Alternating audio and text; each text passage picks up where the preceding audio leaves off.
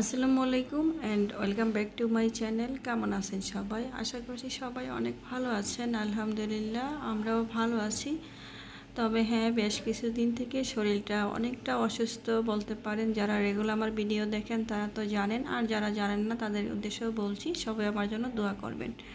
আমি কিন্তু অনেকটা অসুস্থ, বিভিন্ন ধরনের টেস্ট করানো হচ্ছে আমার।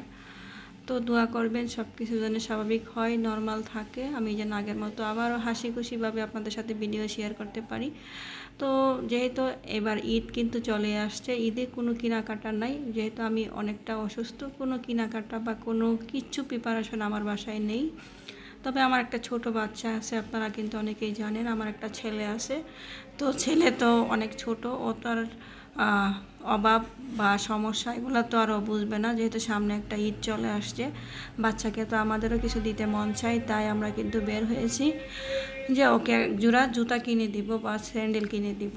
তো আমার বোন, ভাই সবাই কিন্তু ওকে কেউ না কেউ কিছু না কিছু কিন্তু দিয়েছে জামা কাপড়। তবে জুতাটা আর কিনা হয় নাই, তাই ভাবলাম ওকে এক জোড়া জুতা কিনে দিই, সেই জন্য বের হয়ে গেছি। তো বের হয়ে যাওয়ার পর এক জোড়া স্যান্ডেল কেনার পর সে কিন্তু বের হয়েছে যে সে একটু কিছু খাবে, কেএফসিতে চলে যাবে। ধানমন্ডি 15 নম্বরে কেএফসিতে চলে গেলাম, যেহেতু ছেলে খেতে আবদার করছে। তো যার কারণে এক পিস চিকেন কিনে দিব, সে এখানে খাবে। তো সেই জন্য আপনাদের সাথে অল্প করে একটু ভিডিও শেয়ার করছি। আশা করছি ভিডিওটা কিন্তু খুবই ছোট, না টেনে সম্পূর্ণটা দেখবেন। আর যখন আমরা একজনের আরেকজনের ভিডিও সম্পূর্ণ দেখব, তখনই কিন্তু ভিডিওটা ভালোর দিকে যাবে। অনেকেই আছে না দেখে ভিডিওতে কমেন্ট করে দিন, সেই জিনিসটা কিন্তু একদমই করবেন না।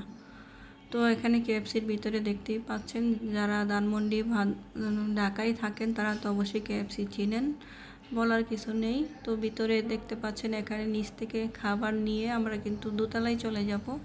তো খাবারটা কিন্তু নিচ থেকেই নিতে হবে, যার কারণে আমরা এখান থেকে দাঁড়িয়ে এই যে খাবার অর্ডার দেওয়া হয়েছে, এখান থেকে খাবার নিয়ে আমরা চলে যাব। তো আমরা কিন্তু খাবারটা নিয়ে উপরে চলে যাব, যার কারণে আমার ছেলেটা দাঁড়িয়ে দাঁড়িয়ে কিন্তু সব দেখতেছিল। আর যেই সমস্যা বা যে অসুখটা আমার এখন আছে শরীরে, সেটা হলো আমার গলায় সমস্যা। গলায় সমস্যার কারণে আমি কিন্তু ভিডিওতে ঠিকমতো ভয়েস দিতে পারি না, আপনাদের জন্য অনেক কষ্ট করে ভয়েসটা দেই। তো সবাই কিন্তু ভিডিওটা সম্পূর্ণ দেখার জন্য আমি আবার অনুরোধ জানাচ্ছি। তো দেখতে পাচ্ছেন সালমান কিন্তু খাবারটা নিয়ে উপরে চলে আসছে, এখানে বসবে, কারণ এখানে দোতলায় কিন্তু একটা খেলার জায়গা আছে, বাচ্চারা খেলতে পারে প্লাস খাওয়া দাওয়াও করতে পারে। তো সেই জন্যেই আর কি এখানে বসা। তো সালমানের বাবা হলো 2 পিস চিকেন কিনে দিয়েছে, সালমান আর আমি খাবো, সে কিন্তু খাবে না। আর একটা পানির বোতল, আমরা আর কিছুই নিব না, এটাই খাবো, কারণ এখানে খাবারের কিন্তু অনেক দাম। তো যাই হোক, আমি সালমান দুইজনে খাবো, আর সালমানের বাবাকে তো অবশ্যই আমি না খাইয়ে কখনোই খাবো না। তো আমরা দুইজন মিলে এক পিস খেলাম, আর সালমান একলা এক পিস খেলো। তারপরে আমরা এখানে অনেকটা সময় বসে একটু গল্প করছিলাম, আর সালমান এখানে একটু খেলা করতেছিল। এই আর কি আমাদের ঈদ শপিং বলতে পারেন, আমাদের কোনো কেনাকাটা এবার হয়নি, আর হবেও না, যেহেতু ঈদের 2 দিন আছে।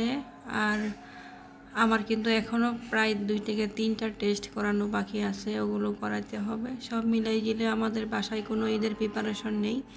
তো সবাই আমাদের জন্য দোয়া করবেন, আমার বাচ্চাটার জন্য দোয়া করবেন, যেন আমি সুস্থ হয়ে যাই, আমার বাচ্চাটার সাথে থাকতে পারি, সবাই মিলে একসাথে আগের মতো জীবনযাপন করতে পারি, এটাই সবার কাছে দোয়া চাই।